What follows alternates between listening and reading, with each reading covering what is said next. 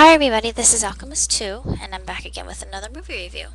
Recently, Dad and I decided to watch Truth Be Told, which is another Walmart vehicle, but it was directed by Johnathan Frakes, who played Admiral Riker on Next Gen of Star Trek, whom I love very dearly, and I just think is extremely talented in his directing abilities. The previous film that he directed before this one was one of my favorite sci-fi films of all time, called Clockstoppers, which I will review. It's been a long time since I've seen that film. I was 22 when it came out to the silver screen, and I remember my mom, she absolutely adored that movie as well because it dealt with the element of time, and it was just really well done and superb. This one was equally as good and a pretty fair film as far as I'm concerned. It was a really enjoyable romantic comedy. And you've got these two characters. One's a marriage counselor who ironically is single. And then you have a coach who he's helping people in his own way. He's actually helping children and keeping them fit and off the streets and all that. And he has a family of his own. He has a girl and a boy. And they have lost their mother. They kind of go into her passing, but not as to what actually caused her passing, which I thought was good because you don't really need to know the gritty details, only that somebody very special has been taken from their lives. And the daughter, Zoe, she tends to take this a little bit more harshly than the son does. And she's the baby of the family. And having lost somebody close to me, I can relate to that because you wonder why things such as that happen and what the purpose for them happening is. And you come to realize that just like Zoe in the film, she gets to have an aha moment, so to speak, and acknowledging that there are people around her that are there for her, and they will help her overcome her sorrow. And of course, that loss is never going to go away, just like any sort of loss does. It's something that you have to learn to accommodate and adapt to. It's never ever something that you will ever forget because people like that, they are very special and they cannot be replaced. And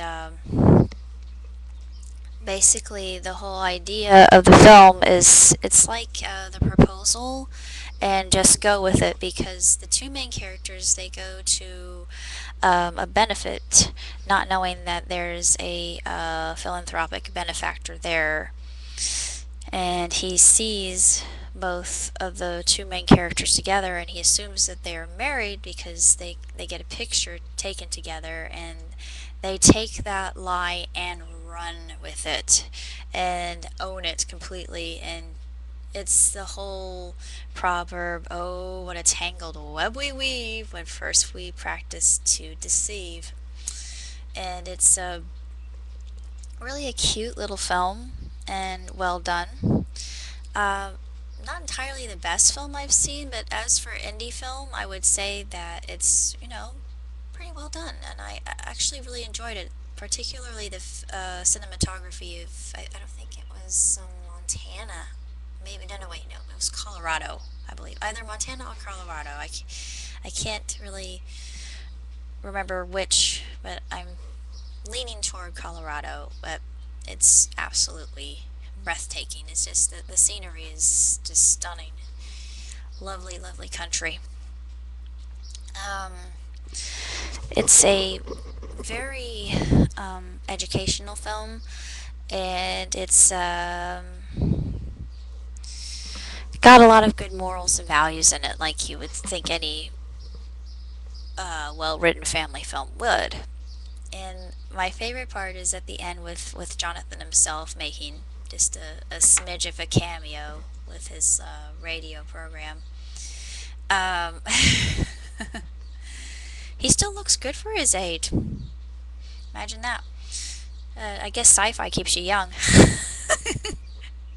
It's one of my many theories.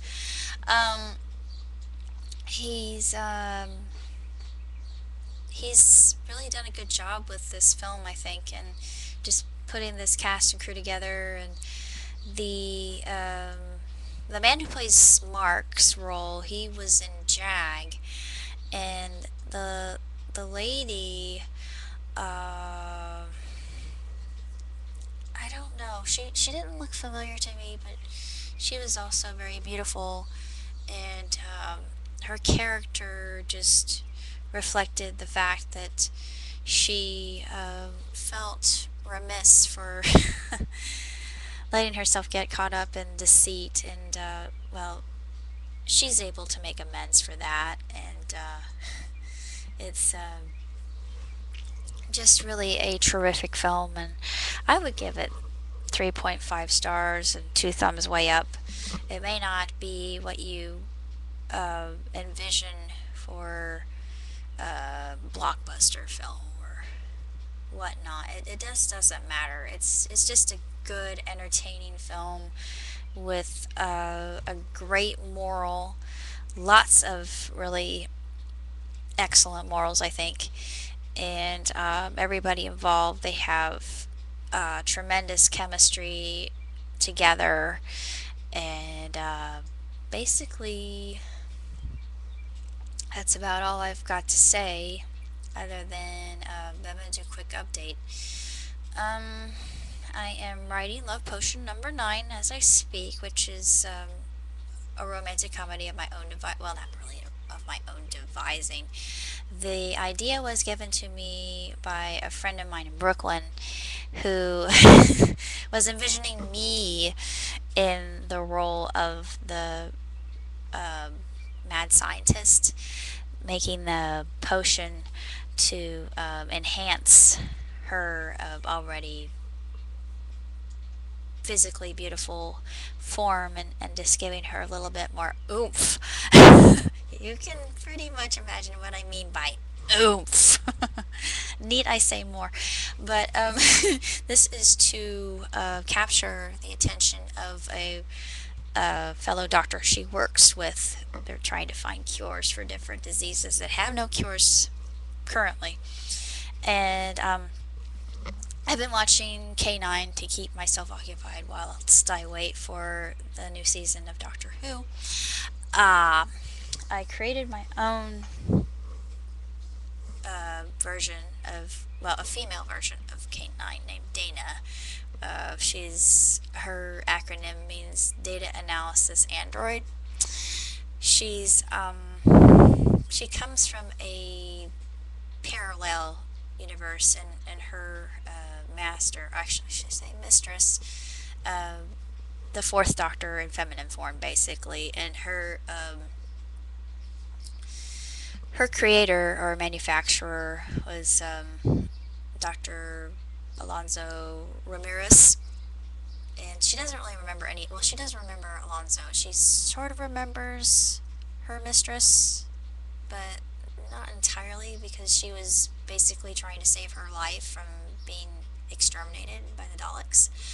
So, she gets trapped in the singularity and pulled into Dr. Griffin's world with Starkey and Georgie and all those other wonderful characters.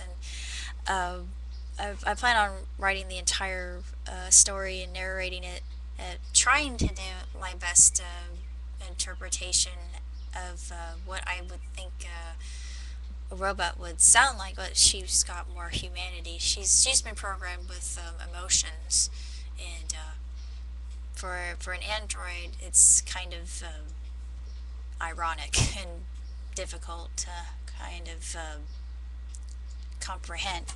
Don't you dare turn it off. Sorry, sometimes I talk to my computer.